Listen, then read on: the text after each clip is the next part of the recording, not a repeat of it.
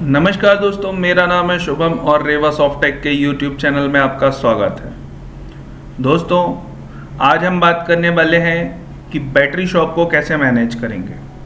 Battery shop में जो पुरानी बैटरियां लेके आते हैं उनको कैसे हम मैनेज करेंगे, कैसे हम स्क्रैप का स्टोरेज करेंगे, उसके बाद कैसे हम अपने स्क्रैप को सेल आउट करेंगे, कैसे हम पुरानी बैटरियों को बदल कर नई बैटरियाँ देंगे, कैसे बैटरियों का सीरियल नंबर ट्रैक करेंगे और भी बहुत सारी चीज़ें। तो दोस्तों, आप मेरे साथ YouTube पे बने रहिएगा और अगर आप मेरे चैनल पर पहली बार आए हुए हैं तो प्लीज़ चैनल को सब्सक्राइब कर लीजिएगा ताकि जो भी हमारी टेक्निकल वीडियोस हैं वो आपको मिलती रहें। हर एक बिज़नेस के रिगार्डिंग हम हर बार अलग वीडियोस लेके आते हैं, तो अगर आपको कोई भी डाउट रहता है किसी भी बिज़नेस के रिगार्डिंग तो आप हमें कमेंट भी कर सकते हैं कि सर इस बिज़नेस के ऊपर वीडियो बनाएं, तो हम आपकी मदद से उस सेगमेंट के ऊपर भी वीडियो ज़रूर बनाएंगे। तो चलिए दोस्तों, हम वीडियो शुरू करते हैं। दोस्तों, ये हमारा स्पीड प्लस का सॉफ्टवेयर है जिसमें आज हम आपको सारी चीज़ें बताएंगे कि कैसे हम अपने सॉफ्टवेयर को मैनेज करेंगे, कैसे हम अपने बिजनेस को और ग्रोथ लेके जाएंगे।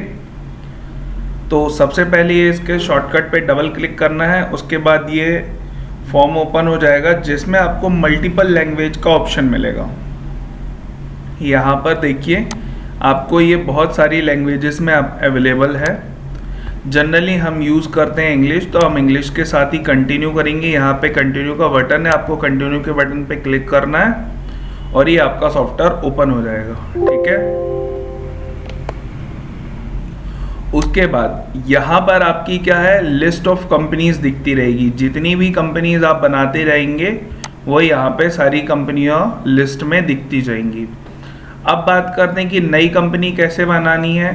तो न्यू कंपनी बनाने के लिए मैंने प्रीवियस वीडियो दिया हुआ है, आप हमारे चैनल पर जाके वो वीडियो देख सकते हैं कि कैसे हमको कंपनी क्रिएट करनी है।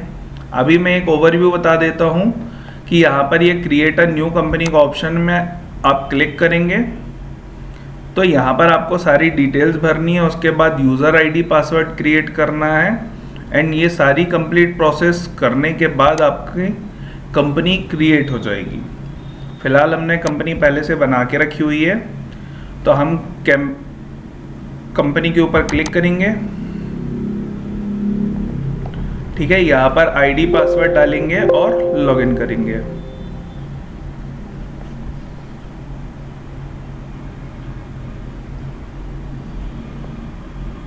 ये हमने लॉगिन कर लिया।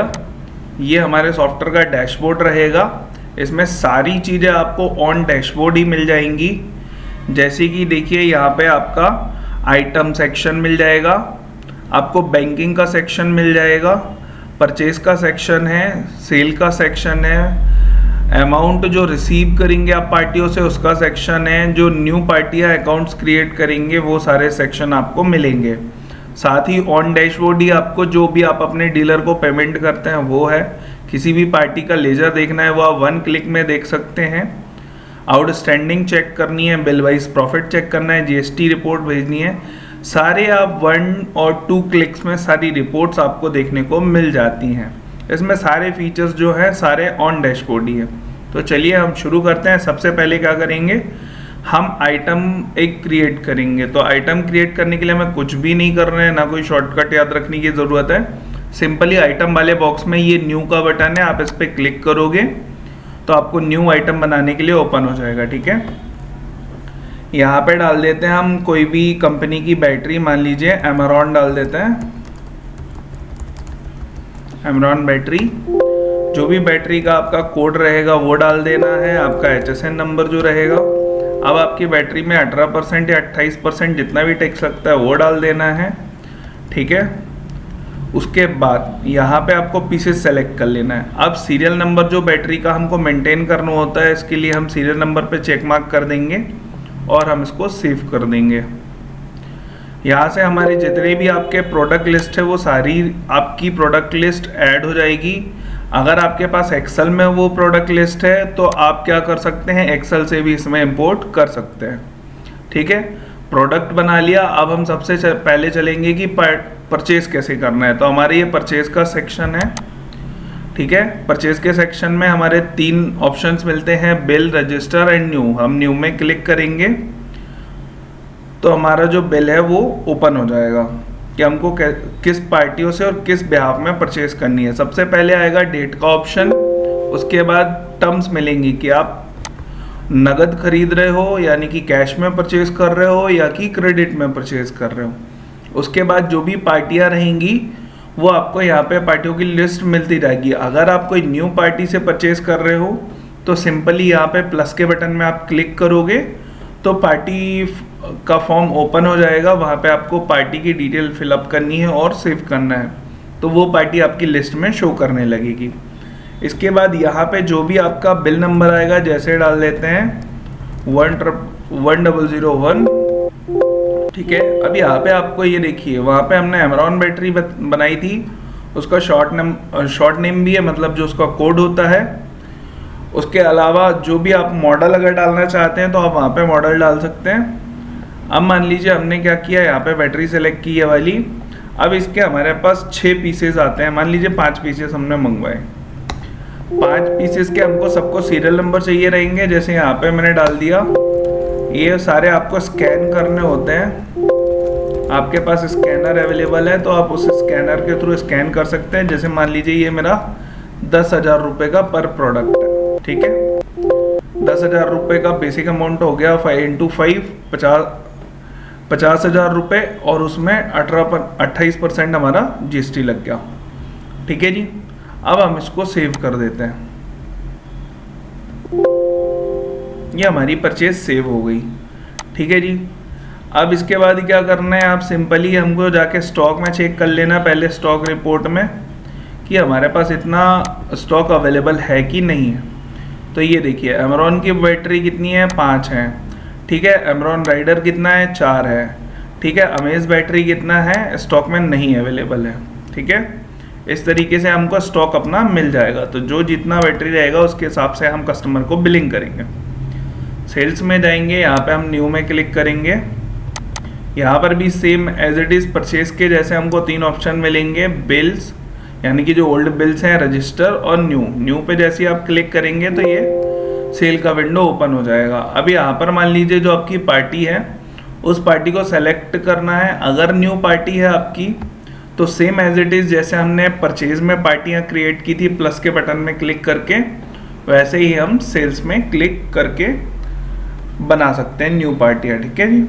उसके बाद हम पार्टी सेलेक्ट करने के बाद यहाँ पे बिल नंबर आपको फिल आउट नहीं करना है, ये ऑटोमेटिकली अपने आप बिल नंबर बढ़ते जाएंगे, है ना। यहाँ पे आपको कोई प्रेफिक्स रखना है या कोई फाइनेंशियल ईयर का प्रेफिक्स अफिक्स रखना है वो अपन रख सकते हैं। यहाँ पे ड्यू डेट आप डाल देंगे तो इस ड्यू डेट के बिहाफ में आपको एक रिपोर्ट मिल जाएगी कि इस पार्टियों का इतने दिन के ऊपर ओवर ड्यू हो चुका है, ठीक है जी। अब यहाँ पे जैसे मान लीजिए एमरॉन की हमको बैटरी सेल आउट करनी है, कोई कस्टमर आया हमारे पास कि भैया हमको एक एमरॉन की बैटरी दे दो, ठीक है। अब जैसे ही आप एंटर करोगे तो वो आपसे सीरियल नंबर पूछेगा। सीरियल नंबर देखने के लिए अब हमको दोबारा सीरियल नंबर याद नहीं करना है, या तो आपके पास बैटरी में सीरियल नंबर का एक स्टिकर लगा हुआ उसको आप स्कैन कर सकते हो।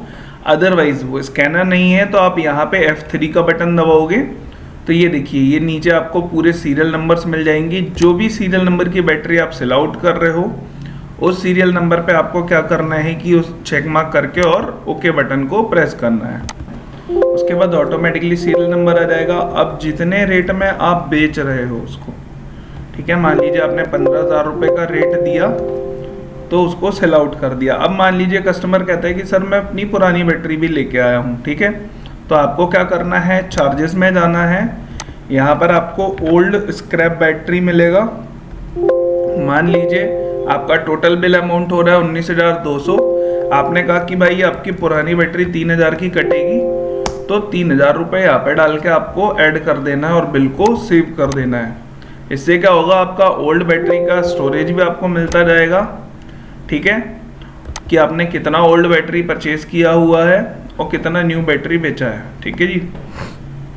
अब यहाँ पे जैसे ही आप सेव करोगे तो ये पूछेगा आपको बिल का प्रीव्यू देखना है, तो आप सिंपली प्रीव्यू में क्लिक कर देंगे तो ये आपको बिल का फॉर्मेट दिखा देगा यहाँ पे।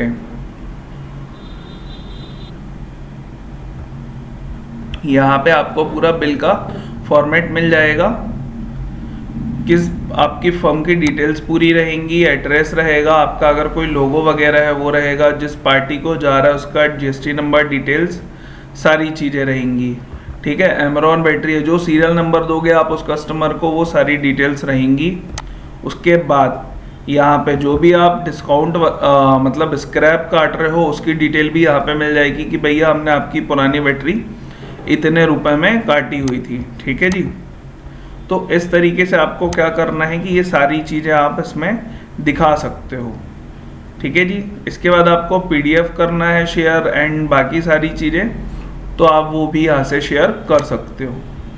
ठीक है जी, तो ये क्या रहा आपका कि आपने कैसे स्क्रैप को भी रिटर्न लिया, पार्टी को नया बैटरी बेचा एंड सारी चीज़ें जो आपने इसमें परफॉर्म की। इसके बाद आपको चेक करना है कि मान लीजिए कोई पार्टी जो बैटरी ले जाने के बाद हमको क्या करती है, पैसे देती है, तो उसके बाद मान लीजिए वो बोलते कि भैया अभी कुछ पैसा ले लो, बाकी का हम बाद में देंगे। तो यहाँ पे हमको सिंपली क्या करना है, जैसे मान लीजिए हमने यहाँ पे ले लिया आशु बैटरी, ठीक है, इसका बैलेंस कितना बाकी है, 17,770 रुपये।